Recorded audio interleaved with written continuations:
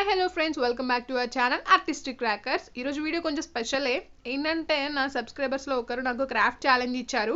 ఒక పెయింటింగ్ని ఇన్స్పిరేషన్గా తీసుకుని పెయింటే లేకుండా పెయింటింగ్ వేయాలంట. సో నేను చాలాసేపు ఆలోచించి ఒకటైతే ట్రైల్ అయితే వేశాను. ఎండింగ్ రిజల్ట్ చూసాక నాకే మైండ్ బ్లోయింగ్గా అనిపించింది. అందుకనే వెంటనే వీడియో షేర్ చేసుకోవాలనిపించింది మీతో కూడా. సో ఫస్ట్ ఆఫ్ ఆల్ దానికోసం నేను ఒక ఓల్డ్ నోట్బుక్ యొక్క అట్ట ఉంటుంది కదా, కవర్ ఆఫ్ ఓల్డ్ నోట్బుక్, అది తీసుకున్నాను. సో దాని మీద నేను ఇలా గ్లూ అప్లై చేస్తున్నాను 4 సైడ్స్ కూడా.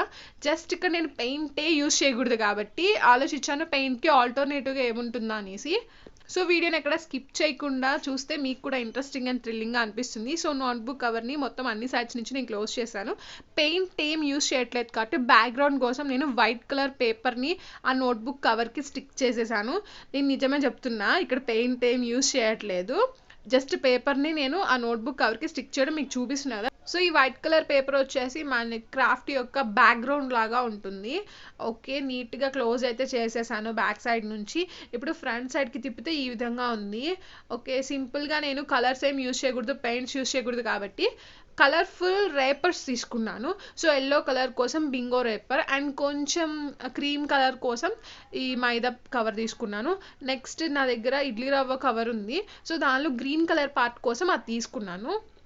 అండ్ నెక్స్ట్ ఒక ఆరెంజ్ కలర్ కోసం నేను ఈపీ ప్యాకెట్ని తీసుకున్నాను. సో ఇవన్నీ కూడా రేపర్స్ అనమాట. నేను ఎక్కడ కూడా క్రాఫ్ట్ మొత్తం మీద అసలు పెయింట్ అనేది యూజ్ చేయకుండా నేను ఒక పెయింటింగ్ని చేయబోతున్నాను.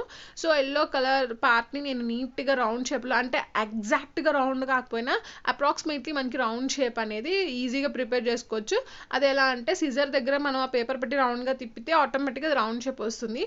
సో ఈ విధంగా ఇందాక నేను చూపించిన కలర్ పార్ట్స్ అన్నీ కూడా రౌండ్ షేప్లో కట్ చేసుకోవాలి. అన్నీ ఒకే సైజ్ అయితే ఉండకూడదు, కొన్ని పెద్దవి కొన్ని చిన్నవి కట్ చేసుకోవచ్చు. అప్రాక్సిమేట్లీ రౌండ్ ఉన్నా సరిపోతుంది. ఇక్కడ నేను చూపించిన విధంగా అన్ని కట్ చేసి పెట్టేసుకోవాలన్నమాట. తర్వాత ఇక్కడ ఎల్లో అయితే కంప్లీట్ అయిపోయింది కదా. నెక్స్ట్ నేను ఆరెంజ్ తీసుకున్నాను. అండ్ నెక్స్ట్ యాక్చువల్గా నా ప్రీవియస్ వీడియోలో నేను ఆల్రెడీ ఒకటి అప్లోడ్ చేశాను. అదేంటంటే ఆ లింక్ వచ్చేసి నేను కింద డిస్క్రిప్షన్లో ఇచ్చాను, సన్ఫ్లవర్ క్రాఫ్ట్ అనేసి.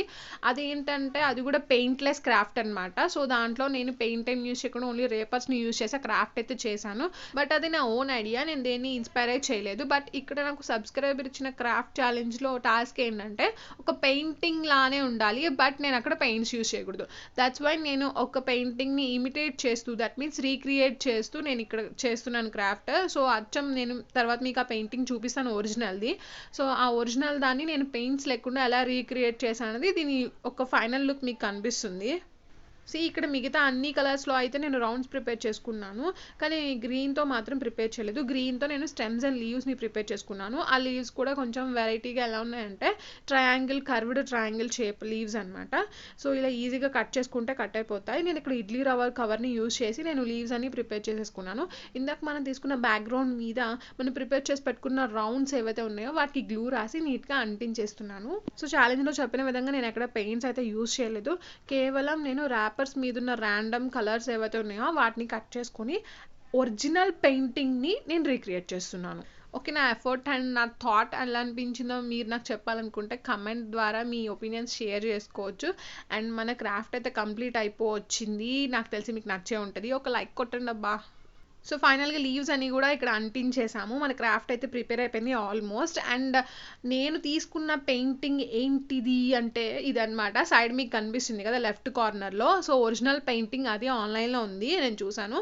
సో దాన్ని నేను రీక్రియేట్ చేశాను ఎటువంటి పెయింట్స్ లేకుండా.